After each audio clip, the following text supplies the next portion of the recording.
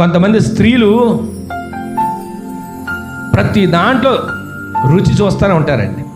వండుతారా, వండేటప్పుడు ఉప్పు సరిపోయింది లేదో ఒకసారి చూస్తారా చూడరా, కారం ఎక్కువైంది లేదో ఒకసారి చూస్తారా చూడరా. అదేంటో కానీ ఎక్కడ పోసుకుంటారండి, తీసి ఎడం చేతిలో పోసుకొని అట్లా నాకితే కానీ రుచి తెలియదు. విన్నారు, అర్థమవుతుందా? అసలు ఎక్కడ టేస్ట్ తెలుస్తుంది? ఆ కాలేది వేడి కొన్నది అరి చేతిలో పోసుకొని, ఆ చేతిలో కూడా ఎక్కడ ఏ చేతిలో పోసుకుంటారు, అక్కడ పోసుకొని రుచి చూస్తేనే కూర టేస్ట్ తెలుస్తుంది. ఈ రోజున అంతమంది ఎగబడి వస్తున్నారు. అయ్యా నాకు ఒక రొట్టె, అమ్మ ఇందాకడ వచ్చావుగా, ఇందాకడ అయిపోయింది, అయ్యా పిల్లోడు తినేసాడు, ఇంకొకటి అని ఒకరి తర్వాత ఒకళ్ళు వస్తున్నారు.